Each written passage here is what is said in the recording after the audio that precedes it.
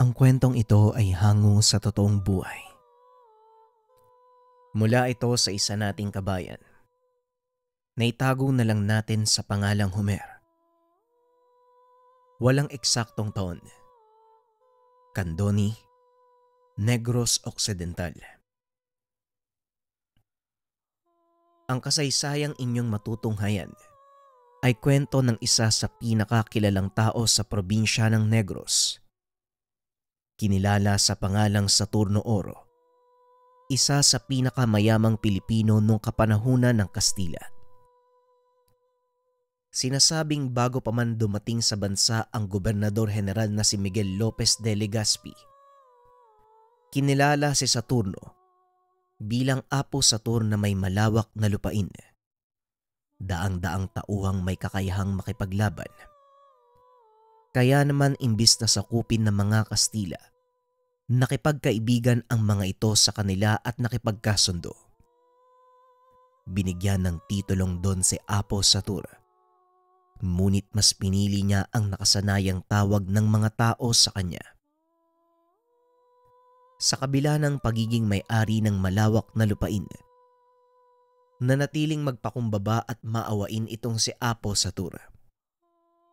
Ngunit ang ipinagtataka ng mga tao sa kanya kung bakit takot ang mga sundalong Kastila. Aatras tayo ng ilang buwan. Ito yung mga panahong hindi pa nakikilala ng mga Kastila si Apo Satur. Nagsimula ito nang dumating ang grupo ng mga sundalong Kastila sa bayan. Ang pinakaunang lupaing inapakan nila ay pagmamay-ari ni Apo Satur. Walang kaalam-alam ang mga sundalo tungkol sa kasaysayan ng lugar at ng mga taong nakatira doon. Nang mga sandaling ito, walang habas nilang inabuso ang mga pamayanan. Bawat Pilipinong madadaanan ng mga ito ay pinagbababaril o hindi kaya naman hinuhuli. Nakarating ito kay Apo Satur, kaagad siyang gumawa ng aksyon. Sinalubong nito ang mga sundalo at sa hindi malamang dahilan, nagtakbuhan ang mga ito palayo sa kanya. Walang nakakaalam ng totoong dahilan, maliban sa nag-iisang pamangkin na itago na lang natin sa pangalang Homer. Nang mga panong ito, nasa edad 13 ang binata. Tandang-tanda nito ang lahat ng pangyayari, dahilan kung bakit nailathala ang kwentong ito. Nakasunod kay Apo Satur si Homer ng mga oras na yun. Bago pa man magkaroon ng komprontasyon, binili na nito ang binata na magtago, huwag magpapakita sa mga gwardya sibil. Nakatayo lang si Apo Satur habang hawak ang kanyang baston. Itinutok niya ito sa mga sundalong dayuhan. Kaagad nagsipaghinto ang mga ito sa paglalakad. Nagsipagtakbuhan pabalik ang mga sundalo. Wala naman pala kayong binatbat. Matapang lang kayo dahil sa mga baril na dala nyo. Pero pasensya na, hindi kayo sasantuin ng aking alaga. Wika ni Apo Satur habang nakatitig sa isang malaking itim na nilalang. Tanging siya at si Homer lamang ang nakakakita dito. Ayon kay Homer, si Apo Satur ay nagtataglay ng isang makapangyarihang bertud na nagmula sa demonyo. Isa itong uri ng itim na kahoy. Simpleng baston kung titignan, ngunit lingid sa kaalaman ng karamihan na ang baston na ito mula pa sa buto sa binti ng isang uri ng demonyo. Hindi alam ang pagkakakilanlan ng nilalang. Hindi na din naitanong pa ni Homer sa tiyuhin ang tungkol dito. Nakarating sa pamunuan ng mga Kastila ang pangyayari at kinumpirma nila. Hinanap ang tahanan ni Apo Satur. Nagulat sila nang matuklasan na ang taong nakasagupa ng mga gwardya ang pinakamakapangyarihang tao sa lugar. Sinubukan din nilang sakupin ang lupain nito. Kaso nga lang walang nangyari. Dahil sa dami ng mga tauhan ni Apo Satur, lahat sila ay nagkalat sa lugar. Maliban sa mga batakang katawan, napakahusay sa pandirigma ng mga ito. Mula sa iba't ibang tribo ng mga sinaunang Pilipino ang mga tauhan ng Apo, kaya naman wala nang naghangad na pasukin ang lugar.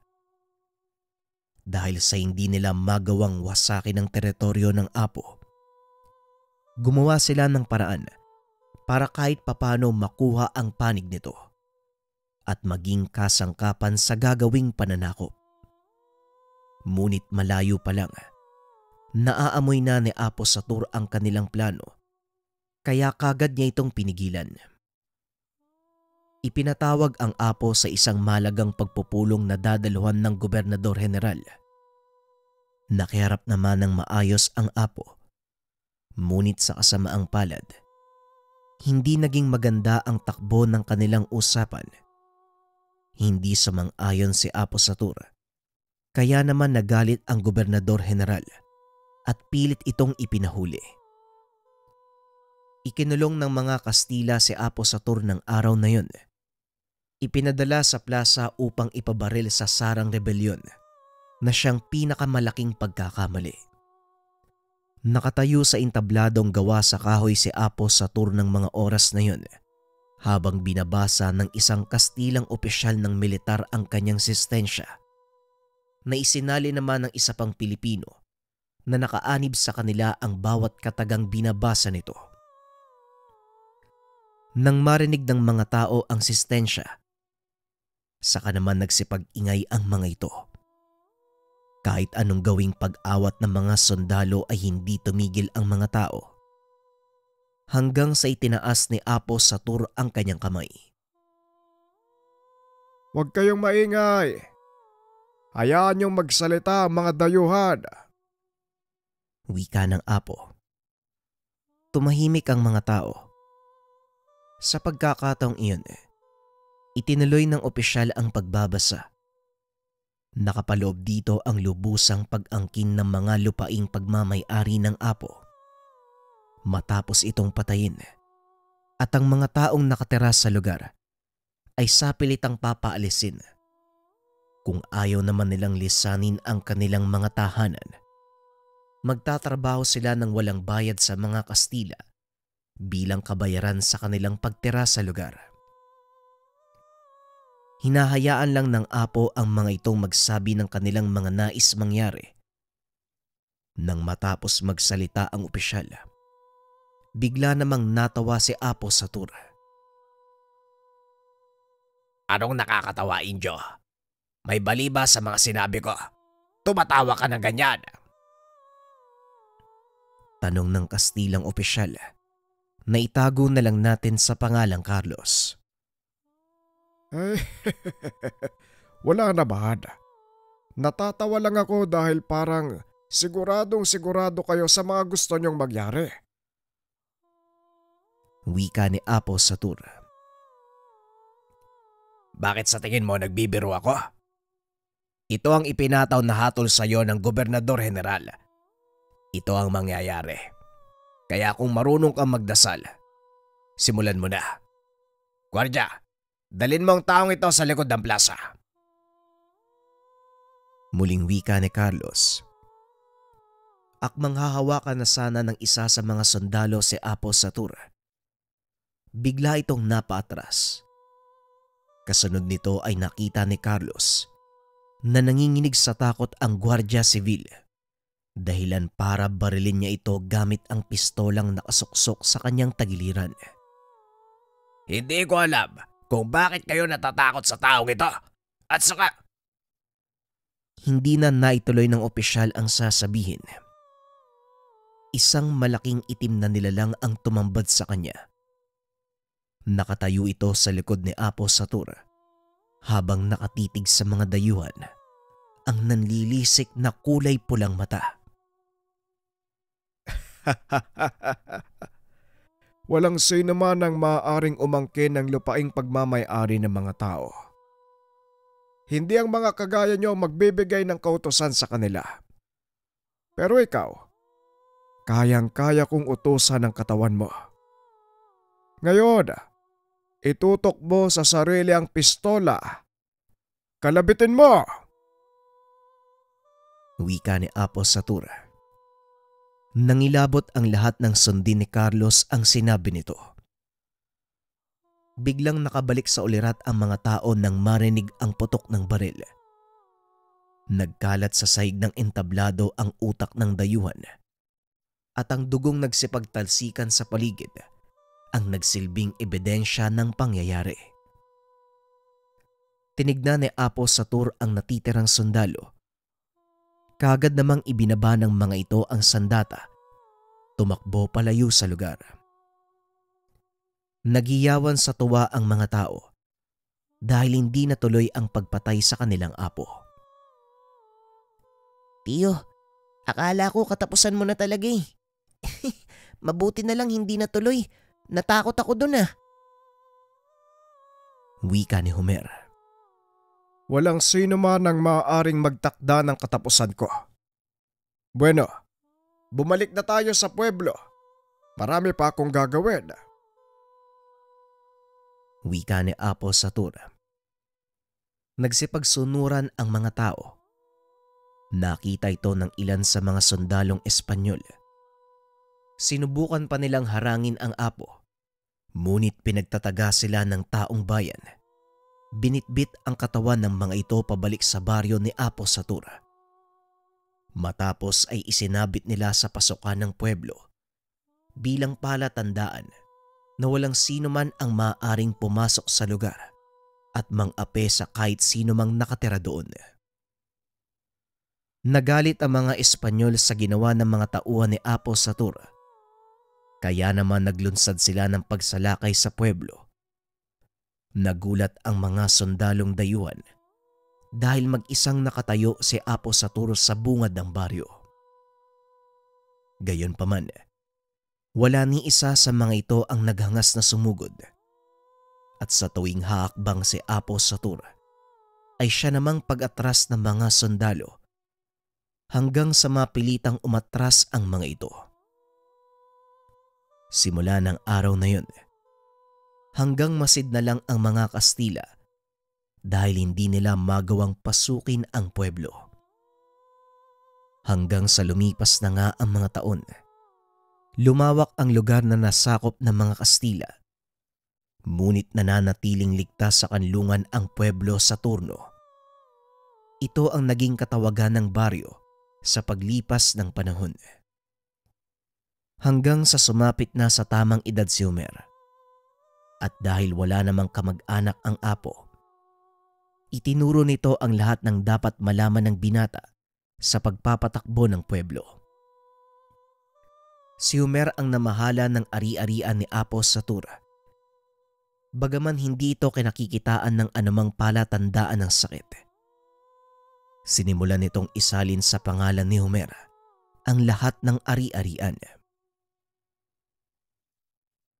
Wag mo na sanang itanong pa sa akin kung bakit ko to ginagawa. Ito ang alam kong nararapat, Homer. Ikaw higit kanino man ang nakakaalam ng aking mga sekreto, kaya wala na akong ibang pagkakatiwalaan. Wika ng apo. Nang mga sandaling ito ay kausap niya si Homer sa kanilang sala. Ayoko po sana magtanong, tiyo. Pero nagtataka ako eh. Wala naman kayong sakit. At hindi naman kayo basta-basta mamamatay dahil sa bertud nyo. Tugon ni Homer. Hindi lang naman sakit ang nagiging dahilan ng paglisa ng isang tao. Pero sa ngayon, hindi mo pa dapat alalahanin ang tungkol sa bagay na yan. Inihahanda lang kita sa mga mangyayari dahil wala namang ibang magmamana ng lahat ng ito kung hindi ikaw. Wika ni Apo Satur. Inalagaan nito mula pagkabata si Homer. Gawa ng wala na ang mga magulang nito. 7 taong gulang pa lang si Homer nang mapunta ito sa kanya. At dahil anak ng nag-iisang kapatid, Nagpasya na lang itong ampunin ng paslit. Itinuro ni Apos Satur ang lahat ng nalalaman. Maliban na lang sa isang aral. Ito ay ang ritual ng pagpapakain ng tanga na bertud. Ilang beses na ding sinubukan ni Homer na magpaturo sa chewin, ngunit hindi ito pumapayag. Kaya kong ipamana sa iyo ang lahat, pero hindi ang bertud na ito, Homer.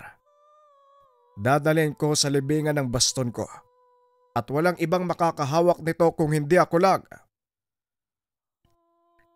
Wika ni Apos Satur. Nung una iniisip ni Homer, napakadamot ng chewin.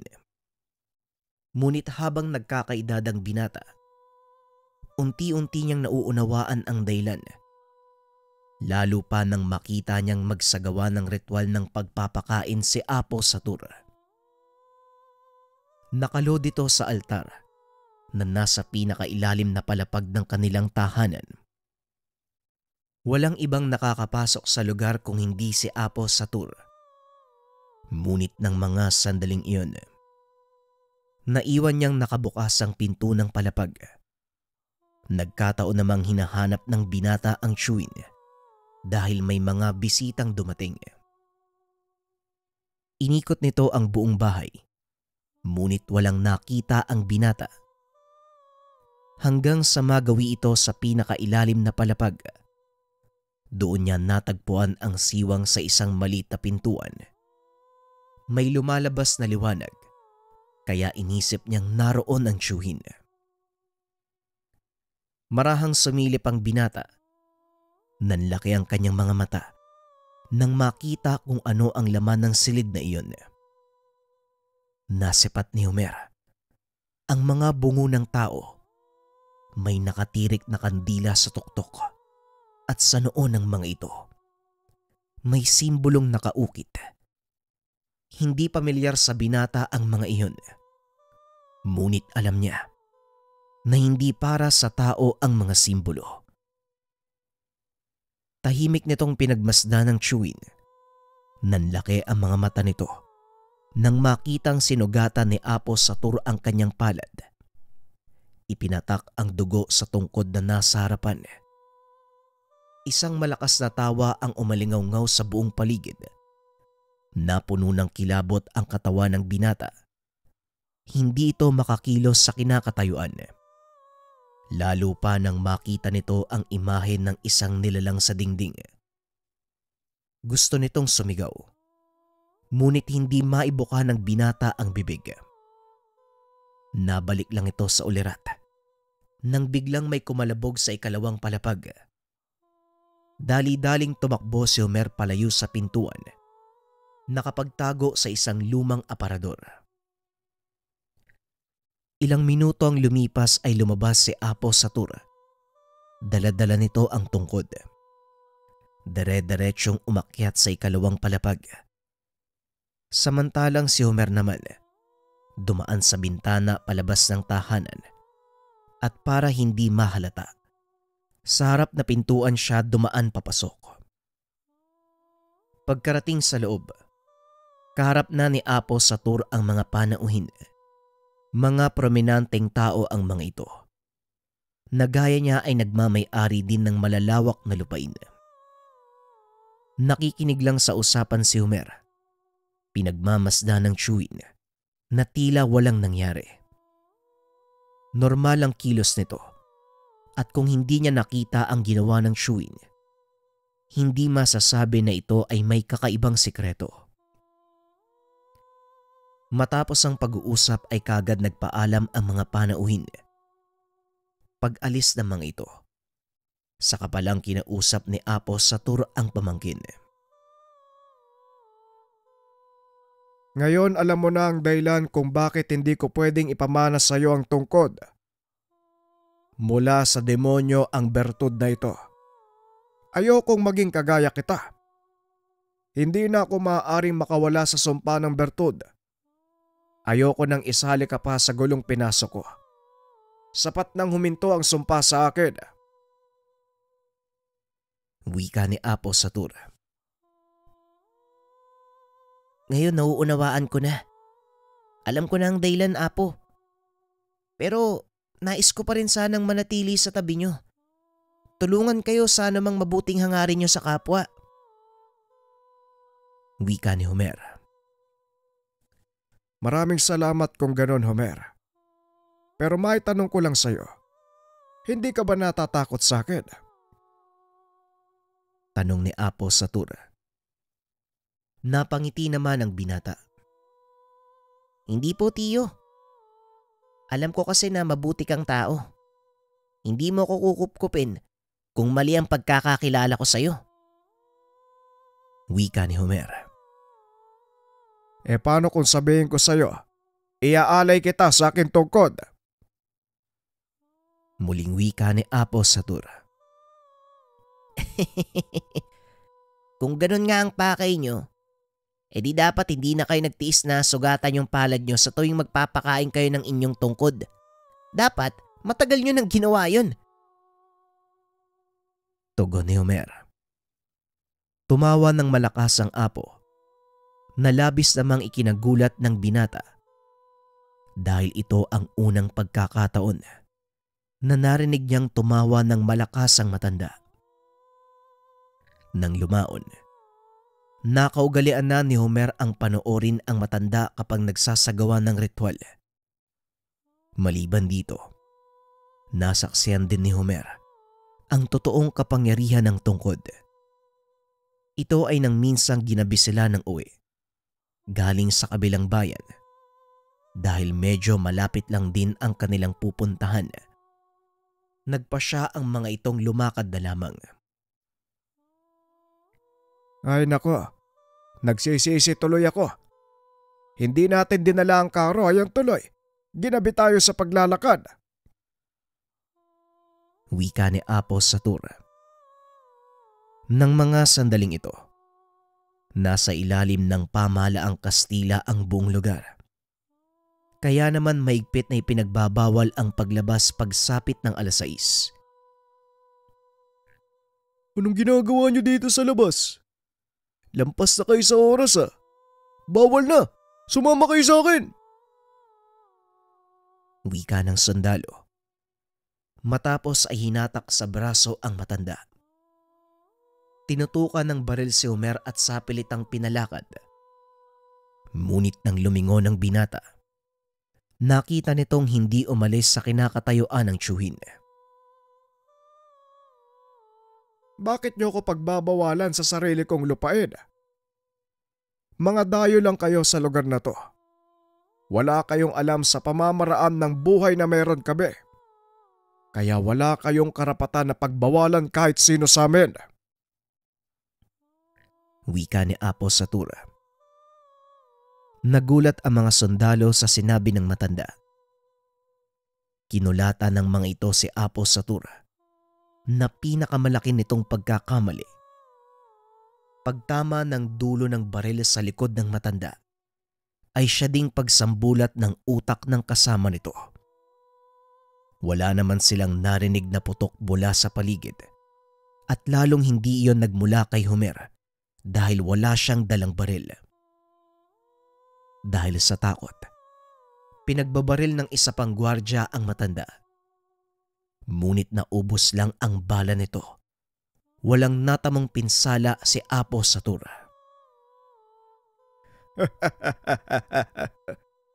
Sinabi ko naman sa iyo walang maaaring mag-utos sa amin kung ano ang dapat namin gawin. Sariling lupa namin ito, kaya ako ang masusunod. Wika ni Apo Satur. Sabay tutok ng kamay nito sa leeg ng kawal.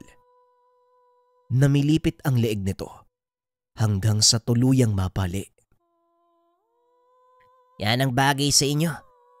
Hindi kayo dapat nandito sa bansa namin.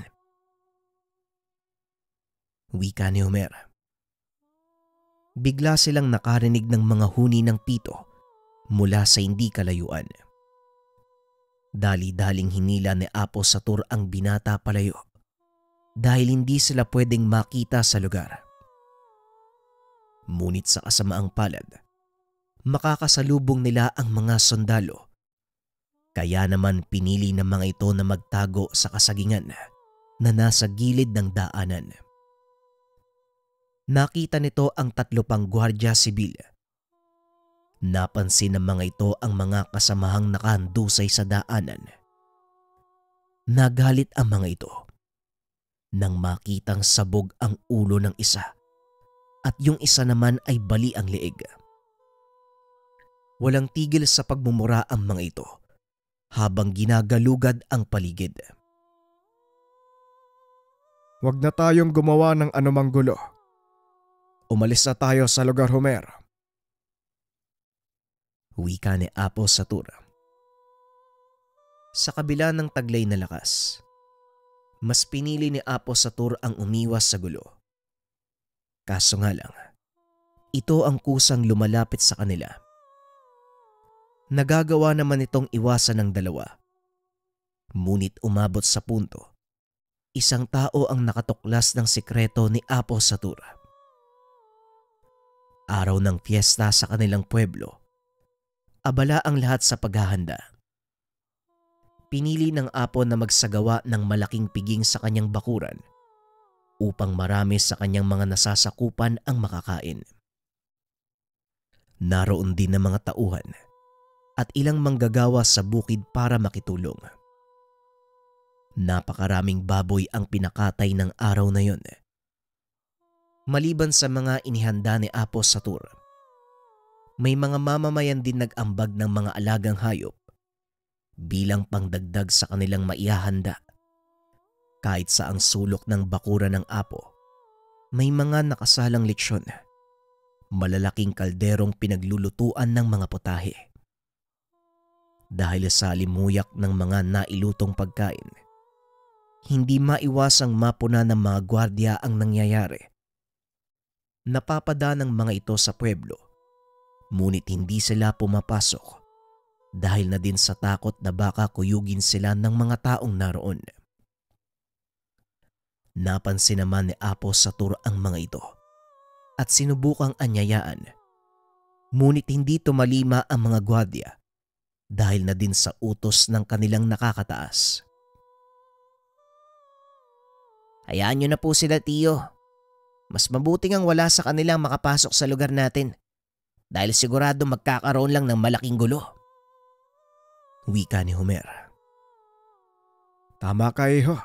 Ay sige na, pabayaan na lang ang mga yan. Tugon ni Apo Satur. Bukod tangi ang baryo nila ang nagagawang magdiwang ng kapistahan, kaya marami ang dumadalo, partikular sa Karatig Bayan. Nang makakain na ang lahat, isang lalaki ang napansin ni Homer. Hindi ito maperme sa isang lugar. Bitbit nito ang kanyang pinggan habang nag-iikot sa paligid na tila may kung anong hinahanap. Hindi nito nilubayan ng tingin si Homer. Nakita niya itong pumasok sa loob ng kanilang tahanan. Maigpit na ipinagbawal ni Apo Satur ang pumasok sa lugar dahil na din sa mga sekretong nakatago sa loob. Dali-daling sinundan ni Homer ang lalaki upang sawayin. Mabuti na lang at nakinig ito at paglabas ng tahanan. Nakita naman ng binatang may kausap si Apo Satur. Isang lalaking nakasuot ng magarang damit. Hinayaan niya lang itong kausapin dahil wala namang ginagawang masama ang lalaki. Naglakad-lakad sa paligid si Homer dahil talagang napakarami sa mga Karatig Bayan ang noon lang nakita ang tahanan ni Apo Satur. Hindi makatiis sa mga ito. Nagpupumilit na pumasok ng tahanan o hindi kaya naman naghahanap ng paraan para makaakyat sa ikalawang palapag ng bahay. Bandang huli, hinayaan na lang ito ng Apo. Abala ito sa pakikipag-usap doon sa lalaki. Nanatili naman si Homer sa malayo dahil ayaw nitong isipin ng matanda na nakikinig siya sa usapan. Kaso nga lang, tinawag siya ng matanda. Kaagad namang lumapit si Homer. Ang pamangkin ko na ang kakausapin nyo sa susunod, tungkol sa taniman. Dahil siya na ang mamamahala nito. Kung may mga bagay kayong nais itanong, sa kanya kayo lumapit. Wika ni Apo Satura.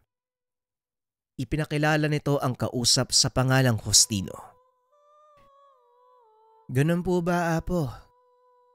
Maraming salamat sa pagbibigay alam. Hayaan niyo ang pamangkin niyo na lang ang kakausapin ko sa susunod. Tugon ni Faustino. Hindi mapalagay si Homer ng mga sandaling iyon. Alam niyang may kung ano sa taong kausap ni Apo Satura. Kaya nang makaalis na ito, hindi niya ito nilulubayan ng tingin, bagay na napansin ng Apo. Mukhang kanina mo pa pinagmamasdan ng lalaking iyon. May problema ba? Tanong ni Apo Satura. Wala naman po, Apo. May kung ano lang po ako nararamdaman sa kanya. Hindi ko maipaliwanag pero malakas ang kutob ko na hindi siya gagawa ng tama. Tugon ni Homer. Tama ka, iho. Si Faustino ay isa sa mga taong binabayaran ng mga Kastila upang kumbinsihin ng mga kagaya kong umanib sa pamahalaan ng mga dayuhan. Malaki ang nakukuha nilang halaga sa mga ito. At maliban pa doon, protektado ang kanilang mga ari-arian, bagay na inaalok niya sa akin. Pero alam mo naman, hindi natin kailangan ng proteksyon mula sa mga dayuhan, hindi ba? Huwag mo na siyang intindihin. Ang mabuti pa, makipagsaya ka sa mga taga-pueblo. Muling wika ni Apo Satura. Ngunit hindi pa din talaga nilubayan ng tingin ni Homer ang lalaki. Hanggang sa sumapit ang gabi. Nagpaalam na magpapahinga ang matanda. Si Homer ang mag-isang naiwan upang tignan ang mga bisita. Dito niya nakumpirma na tama ang hinala dahil habang nagkakasayahan, bigla na lang nakarinig ang binata ng mga nababasag na kagamitan. Nang lapitan niya ito, nakitang nakikipagsuntukan ang lalaki sa ilang tauhan ni Apo Satura. Dali-daling lumapit si Homer upang awatin ang mga ito. Ngunit bigla siyang hinila ng isa sa mga taga-baryo. Nanlaki ang mga mata ng binata dahil nakita niyang naglabas ng itak ang dalawang kalalakian. Mga taga-pamayapa ito ng pueblo. Kaya hindi naihiwalay sa kanilang katawan ang mga sandata. Ayon sa taga-baryong umawat kay Homer, hinamon ni Faustino ang dalawang kalalakian sa isang duelo. Tumanggi ang mga ito, ngunit sadyang mapilit si Faustino. Pinagsisira nito ang mga kasangkapan, kaya walang nagawa ang dalawa kung hindi labanan ito.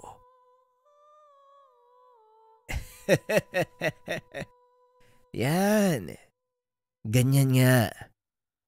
Tignan natin kung bakit kinakailangan ng isang gaya ni Apo Saturang serbisyo ng mga katutubo. Kung obserban, hindi dapat kayo nakikisalamuha sa mga kagaya naming nasa alta sosyoda. Tignan nyo ang mga itsura nyo. Wika ni Faustino. Dito na nagpantig ang tenga ni Homer.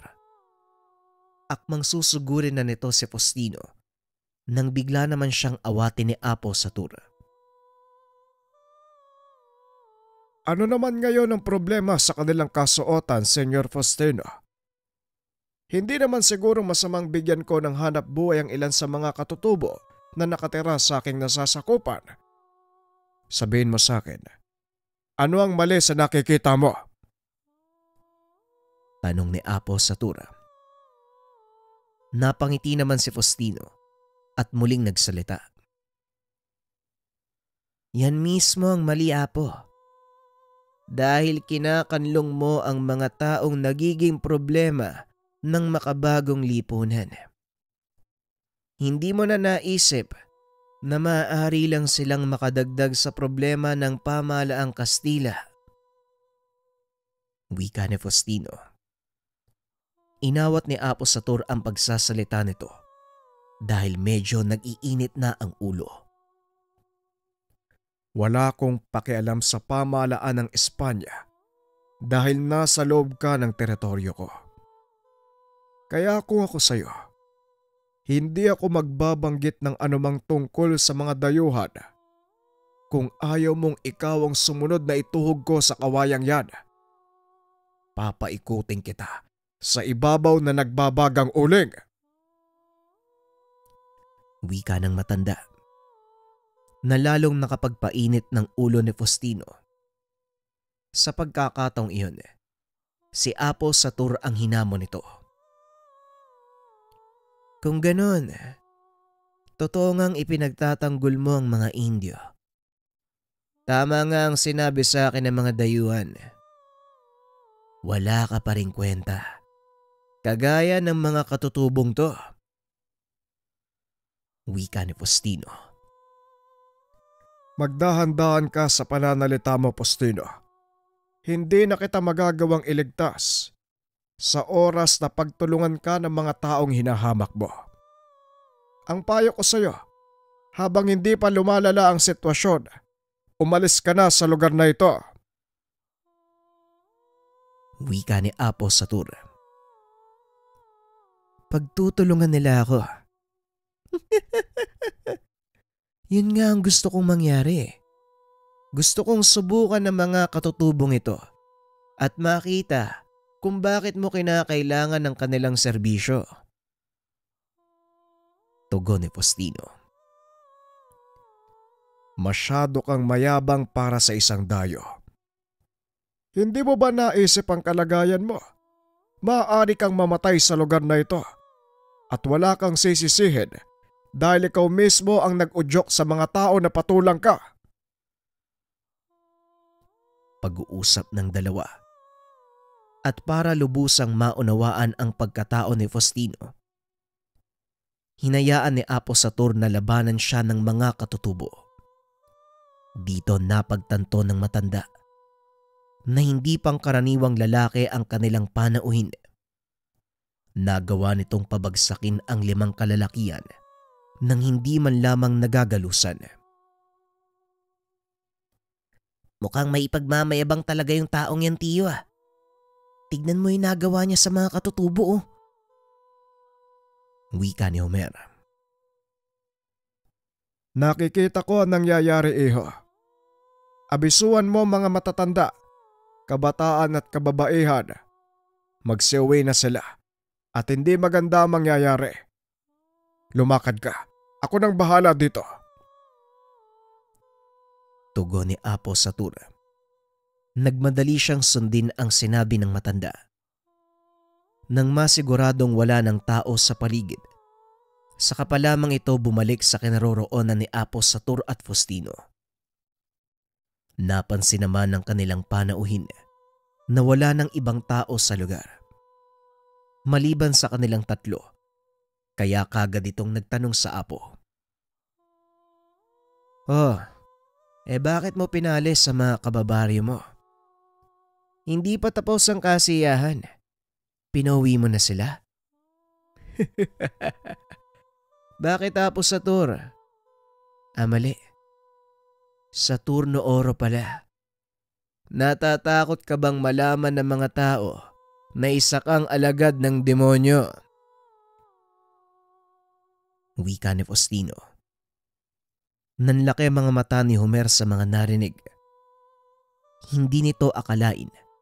Alam ni Faustino ang sekreto ng matanda.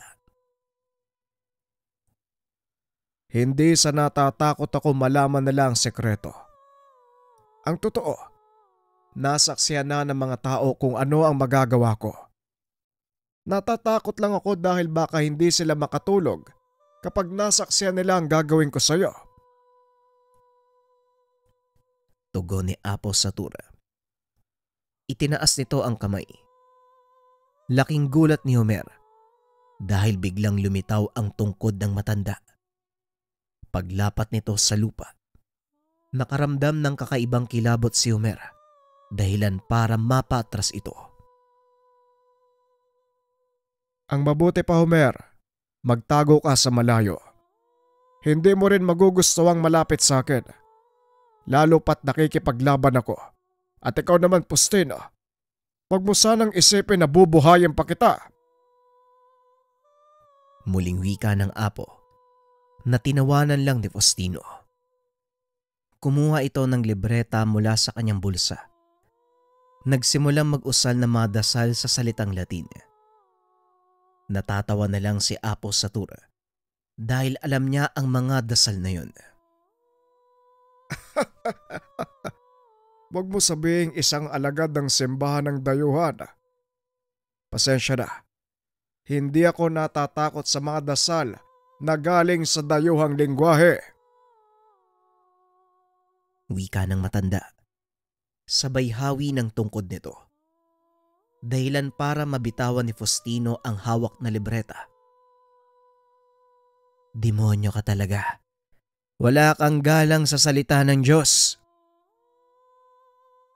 Wika ni Faustino habang pilit na dinadampot ang nahulog na libreta.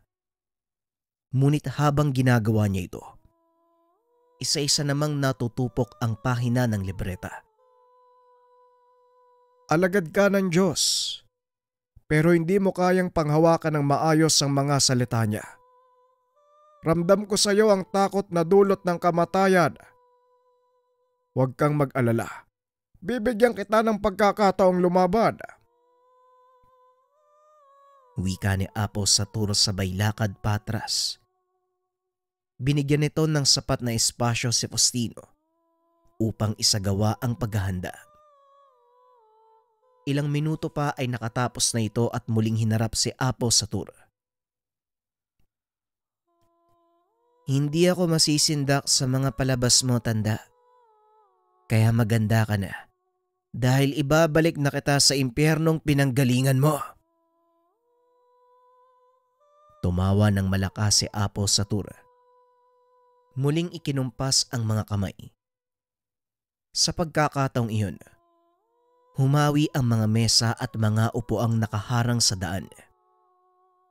Habang nakatutok kay Faustino ang kanyang tungkod, bumubulong ito ng mga dasal sa hangin, dahilan para magtamo ng mga pinsala sa katawan ng kalaban nang hindi man lang hinahawakan ng matanda. Akmang gaganti sana ng tigalpo si Faustino nang biglang takpan ng matanda ang kanyang bibig gamit ang mga kamay nito. Hindi makapaniwala si Faustino. Nakarating sa harap niya ang matanda nang walang kahirap-hirap at ganong kabilis. Huwag ka nang manlaban pa, iho. Ayoko makasakit nang dahil lang sa gusto mong patunayang mas malakas ka kung ikukumpara sa akin. Dahil sa nangyayari ngayon, alam mo sa sarili mong wala kang laban. Kaya mas makakabuting sundin mo ang mga payo ko. Ibaba mo ang depensa mo at sumuko. Wika ni Apo Satura, sabay tulak kay Faustino palayo. Ngunit gaya ng inaasahan, hindi ito nakinig. Muling nagbato ng tigalpo ang matanda sa pag-asang mapapagana niya ito ng malapitan. Ngunit kusa lang din itong tumalbog at ang masama, nagrebuelta sa kanya ang dasal. Kitang-kita ni Homer kung papaanong sumuka ng dugo si Faustino. Unti-unti ding nanghina ang tuhod nito, ngunit pilit pa ring tumatayo. Napapailing na lang ang binata sa ipinapakita nitong determinasyon. Ngunit alam din ni Homer na walang silbi ang ginagawang pakikipaglaban ni Faustino dahil halata namang wala itong kalaban-laban kay Apo Satura. Hanggang sa kusa ng huminto sa pag-atake ang Apo dahil napagtanto wala nang kahihinatnan pa ang labang iyon. Tumigil ka na, Faustino. Hindi ko na itutuloy ang labang ito dahil nawawala ng saysay ang lahat ng ginagawa mo. Wika ni Apo Satur. Para sa'yo, walang saysay ang lahat ng ito. Ngunit sa akin, hindi. May nais akong patunayan at hindi ako titigil hanggat hindi ko nagagawa ang bagay na yon. Tugon ni Faustino. Alam mo kung anong meron sa'yo, Faustino? Isang bulag na determinasyon. Wala kang dapat patunayan. Hindi sa akin at mas lalong hindi para sa ibang tao. Muling wika ni Apo Satur. Sa kabila ng mga pangaral nito, nanatiling matigas ang ulo ni Faustino at habang nakababa ang depensa ng matanda, saka naman ito nagbato ng malakas na atake. Bagyang tinablan si Apo Satur, ngunit hindi naman gaanong kalaki ang naging pinsala, kaya hindi rin nag-alala si Homer. Muling nilingon ng matanda ang kalaban at sa kahuli-hulihang pagkakataon, binalaan niya ito. Sa huling pagkakataon, Faustino, isuko mo na ang labang ito. Wala kang mapapala. Manalo o matalo, hindi ka pa rin makukontento sa mga mararating mo. Dahil ito ang totoong kalikasan ng mga tao. Walang pagkakontento sa kahit anong aspeto ng buhay. Hindi tayo nakukontento at palaging nakukulangan, lalo na sa mga bagay na ginagawa ng kapwa natin. Wika ni Apo Satur. Huwag mo kong pangaralan, tanda. Hindi mo alam ang pinagdaanan ko bago marating ang antas na ito. Kaya hindi ako pwedeng huminto ngayon hanggat hindi napapatay ang isang mataas na uri ng demonyong kagaya mo. Wika ni Faustino. Hindi ka mananalo kung puro determinasyon at tapang ang paiiralin mo. Sa buhay kailangan mo ding mag-isip. Hindi puro sugod lang ng sugod. Kagaya ngayon, alam kong nakikita mo magaganap ang ganitong pangyayari. Bakit ka pa din tumuloy? Dahil may gusto kang patunayan. Pues ngayon, napatunayan mo na. Wala kang laban sa akin. Kaya oras na siguro para huminto ka. Wika ni Apo Satur. Akmang magbabato pa sana ng tigalpo si Faustino nang bigla namang batuhin ni Homer ng kaldero ang panauhin. Tinamaan ito sa ulo. Inakala ni Homer na doon na matatapos ang laban. Ngunit nagkamali ito dahil lalo lang ginalit si Faustino. Walang iya ka. Bakit kailangan mong makialam? Isang panlalapastangan sa duelo ang ginawa mo. Wika ni Faustino. Sabay bato ng tigalpo kay Homer. Tinamaan ang binata at namilipit sa sobrang sakit ng ulo at katawan. Kaagad namang kinalas ni Apo Satur ang dasal, dahilan para ibaling ni Faustino ang atensyon sa kanya. Nanlaki ang mga mata nito. Dahil sa nangyari, hindi nito akalaing may kakayahang magkalas ng tigalpo para sa ibang tao si Apo Satur. Teka, paano mong nakalas ang tigalpong yon? Tanong ni Faustino. Ang kakayahan ni Saturno Oro, walang hangganan. Lalong-lalo na kapag nasa loob tayo ng teritoryo niya. Kaya kung ako sa'yo, susuko na ako. Tugon ni Apo Satur. Ang tinutukoy nitong Saturno Oro ay ang mismong pangalan ng demonyong gabay ng kanyang tungkod. Bakit ka naglilingkod sa demonyo? Tanong ni Faustino. Kaagad natawa si Apo Satur sa naging tanong nito. Naglilingkod sa demonyo. Mukhang mali yata ang tinuran mo. Hindi ako naglilingkod sa demonyo. Sa halip ako ang pinaglilingkuran nito. Wika ni Apo Satur. Nanlaki mga mata ni Faustino dahil ang buong akala nito, naglilingkod ang matanda sa demonyo. Kalokohan. Hindi ako naniniwala sa'yo. Paano kang paglilingkuran ng demonyo? Tanong ni Postino. Nasa'yo kung hindi ka maniniwala. Hindi rin kita pipilitin. Pero ipinapayo ko sa'yo itigil mo na ang labang ito. Dahil kapag nagpatuloy pa ang pagmamatigas mo, hindi na ako magmimingming na ipakain ang kaluluwa mo sa hawak kong tungkod. Tugon ni Apo Satur. Ngunit imbis na makinig, muli itong nagbato ng atake at para matapos na ng tuluyan, ipinakain ni Apo Satur ang kaluluwa ni Postino sa hawak na tungkod. Nanlaki ang mga mata ni Homer nang makita ang ginawa ng matanda. Unti-unting natutuyo ang katawan nito hanggang sa tuluyang maging abo. Kung nakinig ka lang sana sa akin, hindi ka aabot sa ganito. Sayang ang talento mo, Postino. Wika ni Apo Satur. Tiyo, bakit mo pinanghihinayangan ng taong nanakit sa'yo? Hindi ba karapat dapat lang para sa kanya nangyari? Dahil kung hindi mo siya pinatay, malamang ikaw ang papatayin niya. Tanong ni Homer. Oo, tama ka. Maaaring ganun nga ang mangyari, Homer. Palagi mong tatandaan, hindi sa taglay na kaalaman masusukat ang kabutihan ng isang tao. Dahil kahit ano pang aral ang natutunan mo, kung gagamitin mo ito sa ikabubuti ng nakararami, maituturing na kabayanihan. Wika ni Apo Satur. Matapos ang kaganapang iyon, muling nagbalik ang mga taga-baryo upang ayusin ang naiwang kalat ng dalawang naglaban. Nakahinga ng maluwag si Homer dahil wala nang sumalakay pa sa kanila nung araw na yun.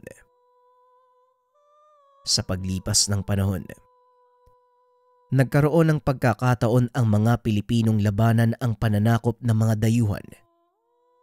Isa si Homer na nakibaka para sa kalayaan ng bayan. Hiniling din ng mga nagimagsik ang tulong ni Apo Satur. Hindi naman ito nagdalawang isip na tumulong. Sa pamamagitan ng tungkod ni Apo Satur, nagawa nilang palayasin ang puwersa ng mga Kastila sa bayan at napalakas ang depensa ng lugar. Lumaganap sa buong Kabisayaan ang nangyari sa bayan ng Canconi hanggang sa umabot na sa punto na nagsasama na ng praile ang mga hukbo ng Espanya para basbasan ang mga sundalo sa laban. Ang kaganapang ito ay nangyari sa Pueblo de Bago sa ilalim naman ng pamumuno ni Kapitan Juan Araneta. Dito ang naging kanlungan ng mga Kastila matapos silang palayasin ng puwersa mula sa sur sa pamumuno ni Papang Isyo, isa sa mga kinilalang bayani ng Kauwayan Negros. Salamat sa iyong pagdating, Apo Satur. Hindi ko akalaing papaunlakan mo ang aking paghingi ng tulong. Hindi namin kinaya ang puwersa ng mga Kastila sa lugar na ito. Kaya ako nagpadala ng mensahero para iparating ang aming kalagayan. Wika ni Kapitan Juan. Wala kang dapat ipagpasalamat, Juan Araneta. Ito ang ambag ko sa ating bayan. At isa pa, ayokong napapasailalim sa pamumuno ng mga dayuhan. Tugon ni Apo Satur.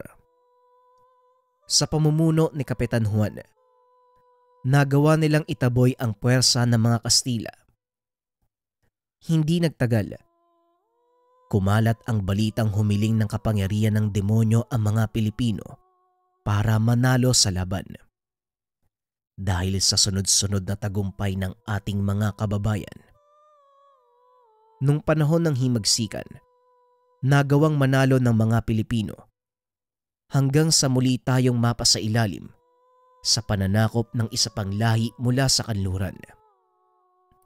Nang mga sandaling ito, mahina na si Apo Satur at halos wala na itong lakas para makipaglaban. Marami pang nangangailangan ng aking tulong, Homer. Ngunit wala na akong oras. Nais kong iparating mo sa iba nating kasamahan ang kalagayan natin. Sabihin mong wala na silang dapat ipag-alala dahil tutulong pa rin naman tayo. Wika ni Apo Satur. Magpahinga ka na po, Apo. Ako na po ang bahalang magparating ng mga mensahe niyo sa mga kapanalig natin. Tugon ni Homer. Pasensya ka na, Homer. Pero hindi ko maaaring ipamana sa iyo ang tungkod na ito. Kailangan kong dalhin sa hukay ang bertud.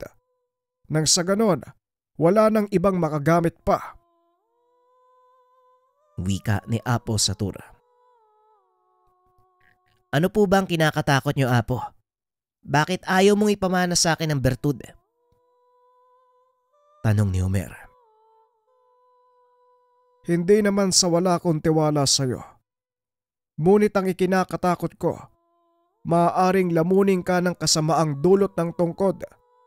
At sa halip na ikaw ang paglingkuran nito, ikaw ang maglilingkod sa demonyo. Naunawaan ko po. Kaya hindi ko nahangarin pang manahin ang tungkod mo. Pag-uusap ng dalawa. Sa paglipas ng mga araw nagtagumpay ang himagsikan. Napalaya ang ating bansa. Doon na nagtapos ang paglilingkod ni Apo Satur. At gaya ng ipinangako ni Homer, ibinalot nito sa itim na tela ang tungkod ng Apo. Isinama sa huling hantungan. Maraming taon na din ang lumipas simula nang mawala si Apo Satur. Ngunit nanatiling sariwa sa isipan ng mga tao ang kabutihang nagawa ng matanda. Ito ay sa kabila ng katotohanan. Ang kapangyarihan ni Apo Satur ay mula sa demonyo. Kagaya ng ipinangako ng matanda, bago ito mawala, inilipat ni Apo Satur ang lahat ng ari-arian sa pangalan ni Homer. Isa-isa itong binawi ng binata mula sa pamahalaan. Lalo pa nang matapos na ang kaguluhan na dulot ng pinakahuling pananakop sa bansa. Pinagyabong niya ito. Pinangalanan sa yumaong Chewin. Tinawag ang lugar bilang Pueblo Saturno. Ngunit kalaunan, unti-unting nagbago ang pangalan hanggang sa ganap itong kilalanin bilang isang bayan. Sa kasalukuyan, nakatayo pa din ang ilang mga gusaling ginamit nila Homer, lalo na ang lutuan ng katas ng tubo na ginagawang maskobado. Ito ang naging pangunahing pinagkakakitaan ng bayan simula nang magkaroon ito ng kasarinlan. Labis naman ang pasasalamat ni Homer sa Chewin dahil sa mga ipinamanang lupain. Naging masagana ang pamumuhay nito at ang kanyang pamilya. Sa kasalukuyan, wala na si Homer. Ngunit patuloy pa ring nabubuhay ang legasiya nito sa puso ng kanyang anak. Nagpatuloy ng napakahabang henerasyon ang pagtulong sa kapwa. Nagsimula ito kay Apo Satur na siyang pinakaulo ng angkan hanggang sa pinakahuling anak ni Homer. At sa ngayon, naninirahan sa bayan, naglilingkod bilang isa sa mga konsehales doon. Bagaman dumaan ang maraming pagsubok ng pagbabago, nanatiling matatag ang mga tao at ang mismong bayan na itinatag ni Apo Satur. Minsan na ding nalugmok sa kahirapan at kakulangan ang pagkain sa bayan. Ngunit ika nga ng mga taong naroon, si Apo Satur ang bahala sa atin. Ito ang kadalasang maririnig sa mga taong bayan, lalo na sa tuwing nahaharap sila sa mga pagsubok at kahirapan sa buhay. At para naman sa pamilya ni Homer, naging ugali nila ang mag-ikot sa mga lugar na nasasakop ni Apo Satur. Kahit naibenta na ito sa ibang tao, may iilang pa ring taga roon ang nakakakilala sa kabutihang ginawa ng Apo. Ang dati nitong libingan, ginawang museo upang alalahanin ang kabayanihan ni Apo Satur. Naway naibigan nyo ang kwentong ito. Patunay lamang na hindi masusukat sa pinagmulan ng kaalaman ang kabutihan ng isang tao. At kahit gaano pa kasama ang tingin sa'yo, sikapin mong gumawa ng kabutihan. At para sa kaalaman ng lahat, ni minsan ay hindi nila hinukay ang libingan ng matanda para makuha ang tungkod ng demonyo.